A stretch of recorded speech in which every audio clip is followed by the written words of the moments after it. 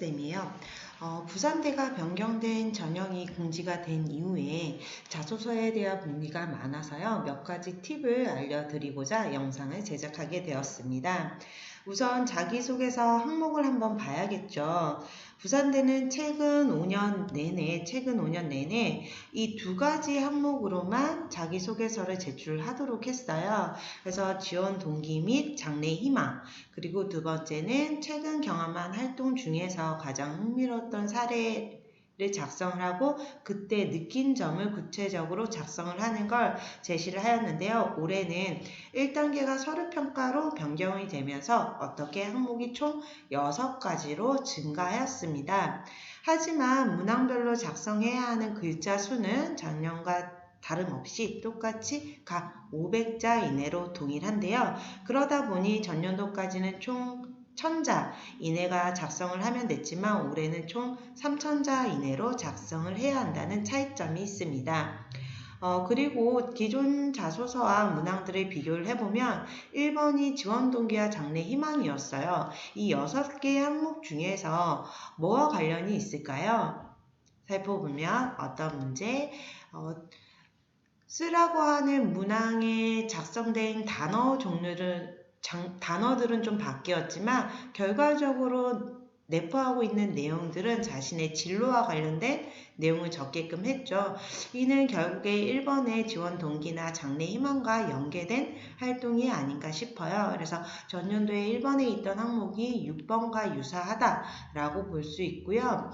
2번의 항목은 어쨌든 탐구활동, 경험활동을 사례를 쓰고 느낀 점을 쓰라는 걸 작년까지는 굉장히 두리뭉실하게 제시를 했다라고 하며 올해는 작성해야 할 요소를 굉장히 세분화하여 제시를 하고 있어요. 어떤 거?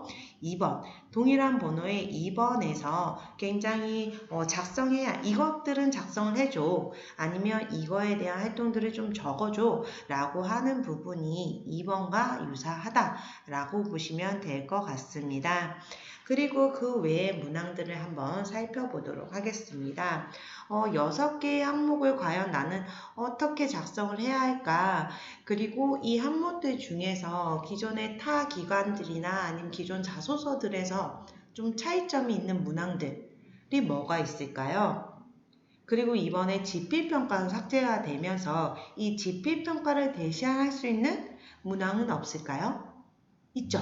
어떤 거? 저는 1번과 5번 문항이라고 생각을 합니다. 이 두 문항은 아이의 창의성과 학문 지식을 통틀어서 질문하는 문제로 보이고요.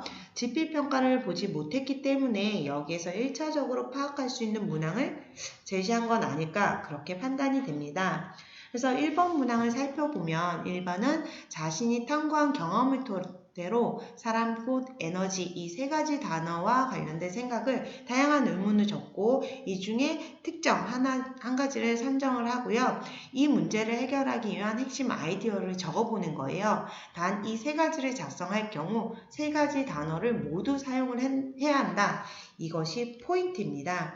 결국 3가지 단어를 모두 사용을 해야 하고요. 의견, 해결 문제, 그리고 해결 방안이 모두 하나로 연결되어야 한다는 것이 포인트인데요. 해결 방안까지 제시를 하다라고 생각을 하면 굉장히 구체적이고 자세히 써야 할 것 같지만 이 모든 걸 몇 자, 이 500자 이내로 작성을 해야 하기 때문에 너무 구체적인 해결 방안보다는 한 문장 정도로 끝낼 수 있는 것이 좋을 것 같습니다. 예를 들어서 의문이라고 하면 사람도 꽃처럼 에너지를 생산할 수 있을까? 아니면 사람도 꽃처럼 에너지를 소비할 수 있을까? 사람이 꽃처럼 환경을 오염시키지 않고 에너지를 얻는 방법이 있을까? 라는 식의 의문이 들 수가 있고요. 이때 꼭 이 3가지가 순차적으로 제시가 되어야 할 건 아니에요. 순서는 당연히 바뀌어도 되고요. 이 중에 저는 에너지를 생산할 수 있을까? 라는 의문을 해결한다 라고 하면 저의 해결 방안은 식물의 에너지 생산에 대해 알아보고 이를 바탕으로 사람의 에너지 생산과 연계해서 의문을 해결, 그리고 식물이 꽃이 하는 역할에 따른 에너지 소비를 판단하고 사람과 연계하여 에너지의 변화 과정을 알아보는 등의 해결 방안을 제시를 할 수 있을 것 같습니다. 다음은 5번입니다. 5번은 열리지도 않고 부술 수도 없는 상자 안에 미지의 물체가 있어요. 그래서 이것이 무엇인지를 이제 관찰하는 어떻게 할 것인가, 알아내기 위해서 어떻게 할 것인가에 대해서 제시하는데 무엇이 지금까지 여러 가지 탐구를 수행한 경험에 기초를 해야 한다는 거예요. 여기서 경험에 기초를 해야 한다는 거예요. 그러다 보니 뭐 내가 기존에 공부를 했던 내용이나 아니면 물체를 알아보기 위해서 흔들어서 소리를 들어본다, 아니면 냄새를 맡아본다는 등의 오감을 활용할 수도 있고요. 기존에 이 제시된 문제들 중에서 탐구활동 같은 것들이 있죠. 그래서 이때 있던 이번의 탐구활동과 연계해서 작성을 해도 된다라고 보시면 될 것 같습니다. 그래서 여러 가지 탐구를 수행한 경험에 기초한다라는 게 포인트고요. 그렇기 때문에 너무 허무맹랑하거나 상상으로 제시를 하는 것이 아니라 실현 가능한 수준으로 제시를 해야 한다는 거예요. 예를 들어서 기존에 뭐 많이 들어보셨던 문제 중에 하나일 텐데 코끼리를 냉장고에 넣는 방법. 정답이 어떻게 되죠? 해결 방법이 어떻게 될까요? 첫 번째, 냉장고 문을 연다. 두 번째, 코끼리를 넣는다. 세 번째, 문을 닫는다 등의 대답이 있어요. 근데 이건 학생이 과연 실질적으로 실현 가능할까요? 실현 가능한 방법이 아니죠.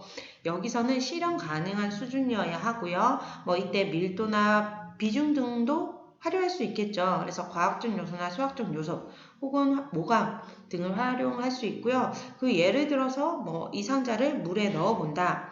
아니면 물에 넣어본다, 물에 띄워본다 라는 걸 통해서 밀도 차이를 비교를 할 수도 있고, 상자를 물에 띄워본다라고 하면 물과 비중을 비교해 볼 수도 있겠죠.